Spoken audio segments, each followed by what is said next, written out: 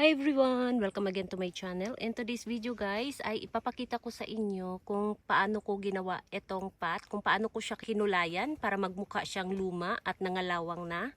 Ayan.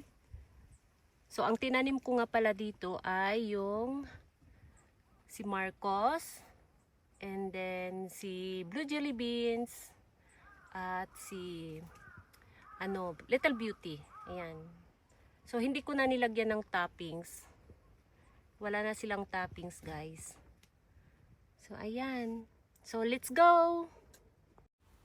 So ito nga pala yung gagamitin kong pot. Ayan, matagal na to siya sa akin.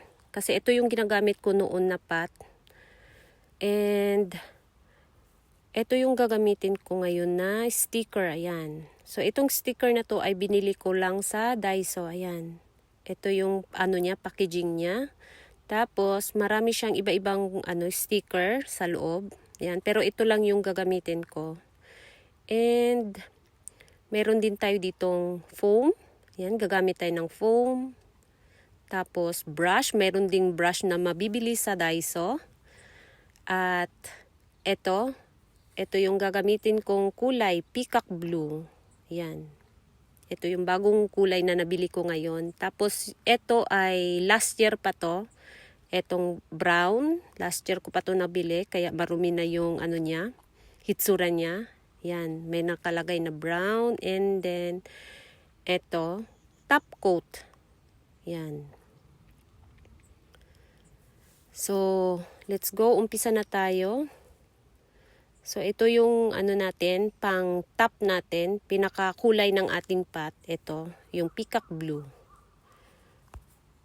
So, ayan, buksan lang natin. So, maglagay lang tayo ng konti. Ayan. So, kung wala kayong pang brush, ito, pwede ninyong gamitin yung foam. Ito yung gamitin ninyong pang brush. Kung hindi kayo nakabili ng brush or wala kayong available na nahanap na brush. So, kung mayroon kayong foam, ito, pwede. Ayan, ganyan ninyo lang. Pagkakulay. Ayan. So, ganyan lang guys. Ulit-ulit lang hanggang makulayan siya lahat. Ayan. So, ganyan lang. Kung wala kayong nabiling brush or wala kayong available na brush. So, ayan. Ito na yung gamitin natin. Ayan. So, ganyan lang. Kulayan lang sila lahat ng ganito. So, first coat pa lang to siya. So, hanggang makulayan siya lahat. Ayan. So, ilagay lang natin sa ibabaw ng grill at patuyuin natin. Ayan. Ganun din yung gawin natin sa dalawang naiwan. Ayan, tabi muna natin. So, next ay ito. Ayan, ganun rin. The same, rin. The same process din.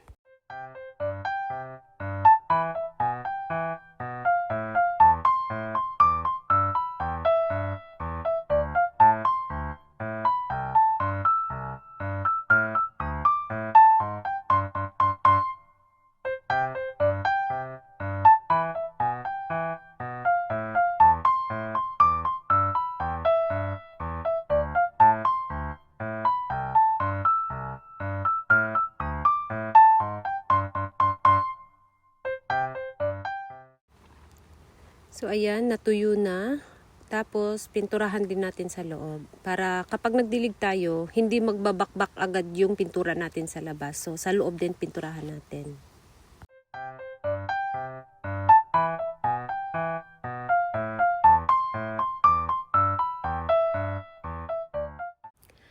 So, ito namang sa labas ay second coat na to siya. Ayan. Kailangan talaga 2 beses mo siyang pinturahan para yung kulay niya ay talagang siya, yung kapit na kapit. Ayan.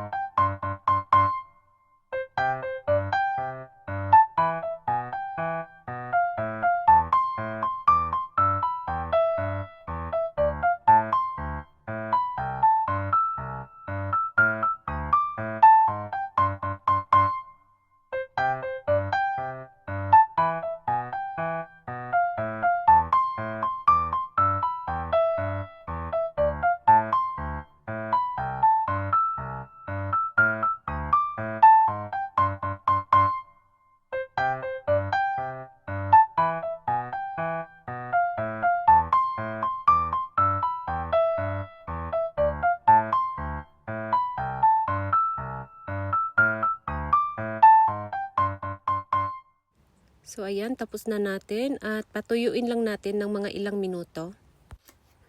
So ayan, tuyo na at dikitan lang natin ng sticker. So let's go.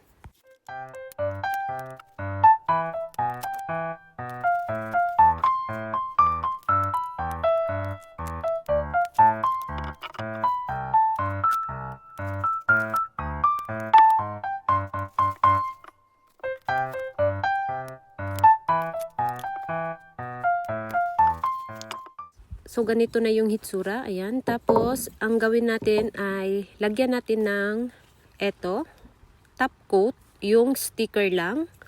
Ayan. So, ganito nga pala yung hitsura ng top coat. Ano lang siya guys, clear lang siya. At after natin ma-coat yung sticker lang, ay patuyuin muna natin. Yung tuyong-tuyo talaga siya bago natin lagyan nung brown sa ibabaw. Ayan. Ganyan lang yung guys. Ganyan. Ayan. So, ito lang munang yung i-top coat natin. So, yun din yung gawin natin sa dalawang natira.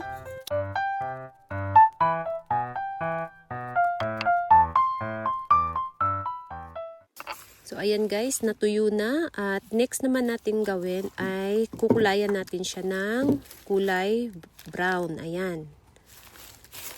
So, haluin lang natin mabuti. I-shake-shake lang. Saka na natin buksan. Kapag halong-halo na siya, ayan. Ito lang yung gagamitin natin. Itong dumikit sa takip. Ayan, ito lang. Okay na siya. Kaya ang dami ko pang natirang pintura na brown. Ang tagal na niya guys, hindi ko pa rin naubos. So, ayan. So, kailangan medyo konti lang yung dumikit sa foam. Yung napakanipis na lang na pintura yung dumikit. Para hindi masyadong makapal yung pintura natin sa pot. Yan. So, ganito lang. Ayan. Para magmukha siyang nangalawang. At yung lumang-luma na siya tingnan. Ayan. So, ganyan lang guys. So, ulit-ulitin mo lang.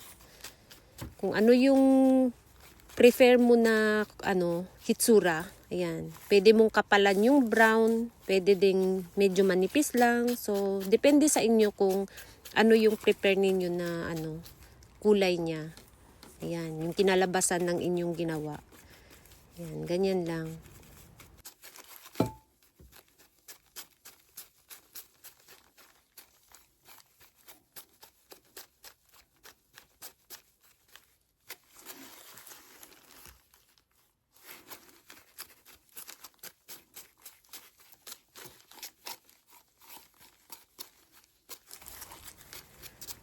So, ayan.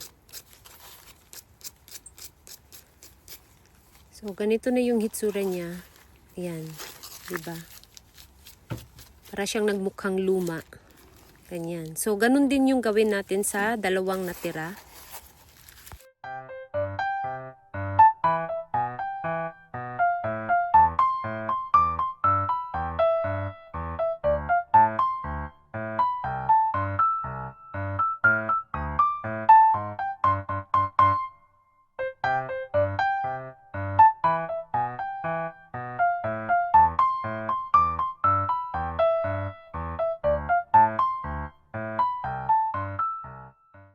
So, ayan. At natuyo na yung brown. So, ang sunod naman natin gawin ay i-top coat. Ayan.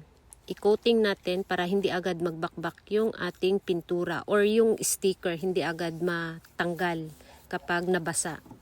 So, ayan.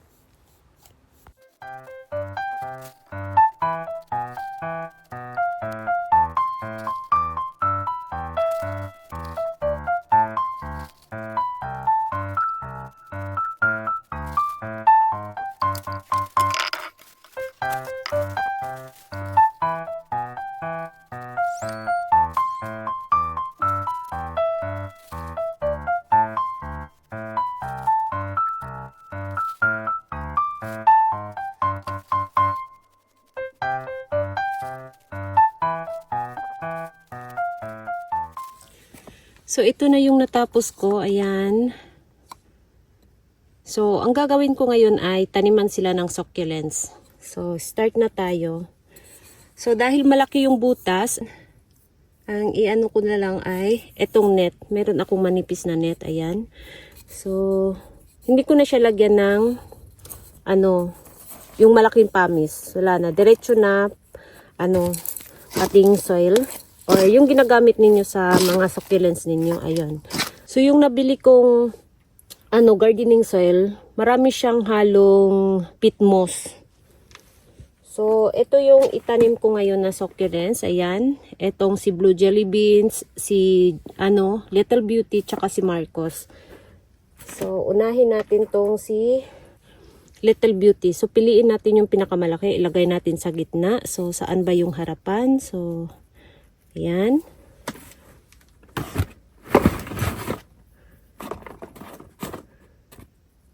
Tapos ito.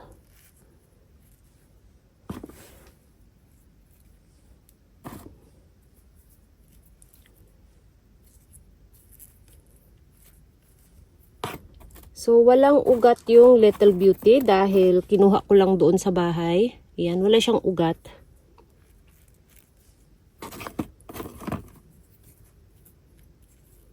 So, ayan guys, tapos na ang ating Little Beauty. So, nasa sa inyo na kung gusto ninyong lagyan ng toppings. So, sa akin, wala na siyang toppings. Diretso na. Ayan. So, ito din, wala din siyang mga ugat. So, mga cuttings lang siya. Itong mga tinanim ko ngayon.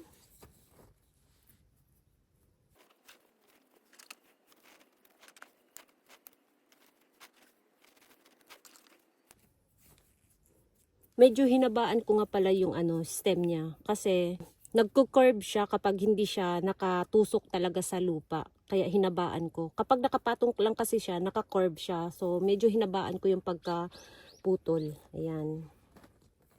Ayan. So, next ay ito namang si Marcos.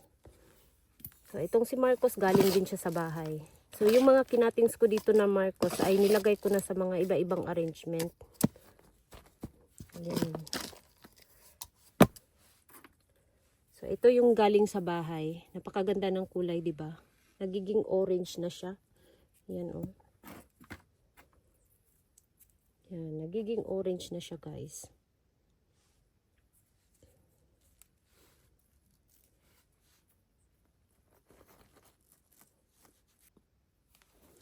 So, ayan na guys. Tapos na. Ayan. Yung ating mga ayan. So, ayan guys. Ang ating finished product. Pagkatapos ko silang kulayan yung pot. Ayan. Para magmukha silang nangalawang. At pwede ninyong ibahin yung kulay. Pwede din ito. Ayan. Tingnan ninyo. Hindi magkakulay, diba? Ayan. So, depende na rin sa inyo kung gusto ninyong lagyan ng sticker or wala na. Ayan. So, itong ginawa kong kahoy na pot, ay next time ipapakita ko sa inyo kung paano ko siya ginawa. Ayan. So, yun lang guys yung natin. Ayan. So, thank you so much for watching and please don't forget to subscribe and like to my channel. Sa hindi pa nakapag-subscribe, please subscribe my channel at i-click nyo na rin ang bell button para ma-update kayo pag nag-upload ako ng bagong video. Thank you so much for watching and see you in my next video. Bye-bye!